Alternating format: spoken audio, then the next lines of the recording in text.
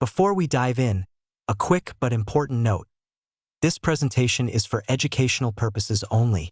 It is not a substitute for professional medical guidance. If you have any health concerns, please consult with a qualified physician or healthcare provider. Hello, and thank you for joining. Our focus today is on Nipah virus, a growing threat that originates in animals and can spread to humans. This virus is part of the Paramyxovirus family and was first recognized during an outbreak in Malaysia and Singapore in the late 1990s. The World Health Organization has flagged it as a priority pathogen because it has the potential to cause widespread epidemics, is highly lethal, and currently has no approved vaccines or treatments. Let's take a closer look at the virus itself. Nipah has a variable shape and carries its genetic information in a single strand of RNA. This RNA provides the blueprint for 6 key structural proteins that form the virus particle, including the glycoprotein, which it uses to attach to host cells, and the matrix protein, which is vital for its assembly. It also produces 3 non-structural proteins that help it replicate. So, where does Nipah virus come from? Its natural home is in Pteropus fruit bats, often called flying foxes. These bats are found across Southeast Asia and the Western Pacific. As a result, the virus is endemic to countries like Malaysia, Bangladesh, India, and the Philippines, putting a significant portion of the world's population at risk. Looking back at its history, Nipah virus has left a deadly trail. Globally, there have been around 700 cases with more than 400 deaths. The first major outbreak in Malaysia among pig farmers had a fatality rate between 30 and 40%. In Bangladesh, the situation has been more severe, with a 65% fatality rate over 305 cases since 2001. The deadliest outbreak occurred in Kerala, India in 2018, where 91% of the 23 infected individuals died. It's important to know that not all Nipah viruses are the same.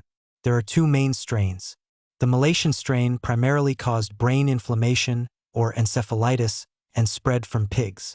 The Bangladesh strain is more aggressive, often causing severe respiratory illness, and it spreads more easily from person to person. A third genotype has also been found in India. These variations affect how the disease presents and spreads. How does Nipah virus spread?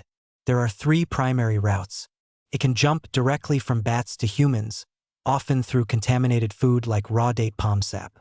Can also move through an intermediate animal host like pigs or goats to people.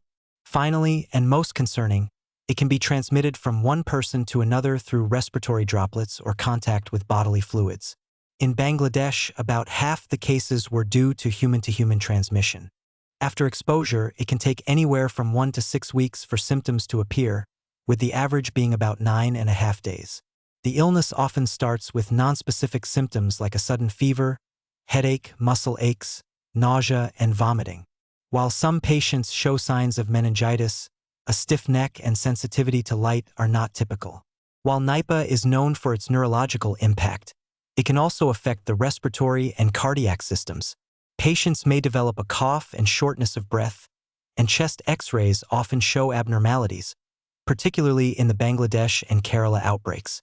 The Kerala outbreak also revealed that the virus can affect the heart, causing changes in the ECG and damaging the heart muscle. For many patients, the disease takes a severe turn.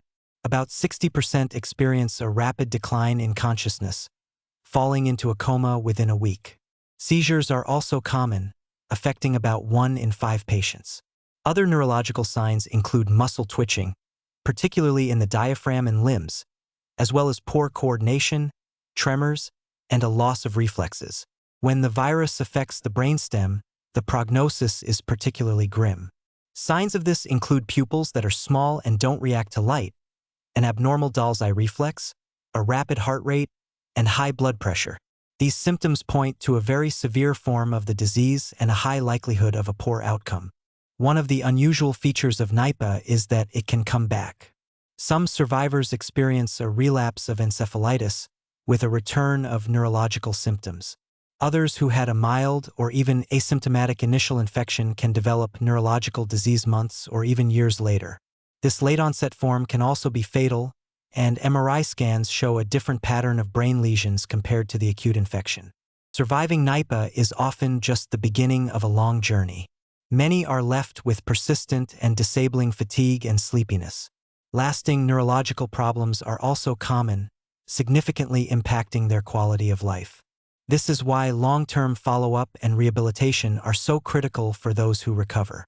From a lab perspective, the findings in Nipah infection are not very specific. White blood cell counts are often normal, though platelet counts can be low. Liver enzymes are typically elevated, but patients do not usually become jaundiced. These results can provide clues, but they are not definitive on their own.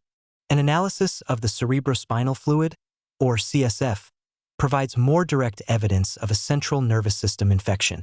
In most patients, the CSF shows an increased number of white blood cells, mostly lymphocytes, and elevated protein levels. The glucose level remains normal. These findings are typical of viral encephalitis in general. Neuroimaging, particularly MRI, can be a helpful diagnostic aid. The classic finding in Nipah encephalitis is the presence of multiple small, distinct lesions in the white matter of the brain, without significant swelling around them. These are thought to be tiny areas of infarction or tissue death caused by the virus. Interestingly, the location of these lesions doesn't always match the patient's specific neurological symptoms. An EEG, which measures the brain's electrical activity, also shows characteristic abnormalities in Nipah encephalitis. The typical pattern is one of continuous, diffuse slowing of brain waves. Sometimes, periodic sharp wave discharges can be seen. These EEG findings support the diagnosis of an encephalitic process. Confirming a diagnosis of Nipah virus is challenging. It requires detecting the virus in bodily fluids or tissues, but handling these samples is dangerous. Because Nipah is a biosafety level 4 pathogen, it can only be done in highly specialized laboratories. This often leads to delays in diagnosis, which is a major hurdle in controlling outbreaks. There is a clear need for faster, safer diagnostic tests. The most common diagnostic methods are serological and molecular tests. An IgM ELISA is often the first test used to detect an early immune response. This is followed by confirmatory tests that look for neutralizing antibodies, which provide definitive proof of infection. However, these tests require a BSL-4 lab. Newer, safer assays using non-infectious pseudotyped viruses are being developed. PCR tests, which detect the virus's genetic material, are also a key part of the diagnostic toolkit. When it comes to treatment, the options are unfortunately very limited. There are no proven antiviral drugs or immunotherapies for Nipah virus. Therefore, management is entirely focused on supportive care. This means closely monitoring the patient, often in an intensive care unit, and providing interventions like mechanical ventilation to protect the airway as the neurological condition worsens. Given the lack of treatment, prevention is paramount. Key strategies include protecting date palm sap from contamination by bats and advising people to avoid drinking it raw. In hospitals, strict infection control protocols are essential to prevent the virus from spreading. This includes using personal protective equipment and minimizing contact with the bodily fluids of infected patients. There is, however, hope for the future. Several vaccine candidates are in development. A subunit vaccine known as HEV-SGV has shown promising results in early human trials. Other approaches, including live-attenuated, virus-like particle, and mRNA vaccines, are also being explored. In addition, the antiviral drug remdesivir has shown some effectiveness in animal studies when given after exposure, suggesting it could be a useful tool in the future. To put it simply, Nipah virus is a major global health threat. The WHO has identified it as a priority pathogen because of its high potential to cause deadly epidemics, its high fatality rate, and the absence of effective countermeasures. This highlights the urgent need for a coordinated global effort in surveillance and response. So, let's recap the most important points.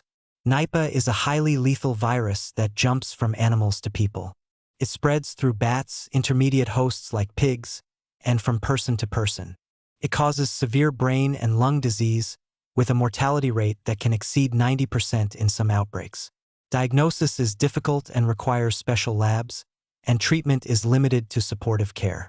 This lecture has provided an overview of Nipah virus, but learning should not stop here. I strongly encourage you to read the full recommendations from the WHO and CDC, to analyze the current scientific literature, and to stay informed about new research and outbreaks. A comprehensive understanding is built on a foundation of continuous learning. Thank you.